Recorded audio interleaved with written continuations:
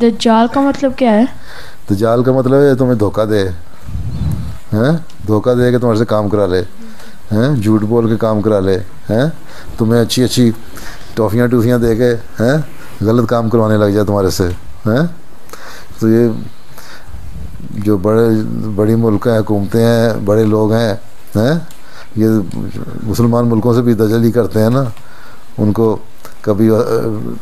ملک کسی پروجیکٹ کے لیے ایڈ دے کے، کبھی اسلحہ دے کے لالی پاپ کی طرح ہیں، پھر اس کے بعد ان سے کام کراتے ہیں غلط یہ سب دجال ہے۔ اس لیے اسلام کے بارے میں بھی غلط باتیں افواہیں پھیلا کے، اور اسلام کی تعلیم کے بارے میں غلط باتیں پھیلا کے لوگوں کو غلط راستے پہ چلاتے ہیں، وہ دجال ہی ہیں، اسلام کے خلاف غلط باتیں کر کے ہیں بڑے میٹھے طریقے سے، جس طرح حضرت مسیح علیہ السلام کے زمانے میں عیسائیوں نے کیا تھا، جا کے ہندوستان پہ حملہ، 30 لاکھ مسلمانوں کو عیسائی بنا لیا تھا، ہیں اسی طرح اسلام کے بارے میں غلط باتیں کر کے وہ دجل سے بنایا تھا، ان کو اسلام کو پتہ نہیں تھا، پھر حضرت مسیح علیہ السلام نے آ کے ان کا دجل توڑا،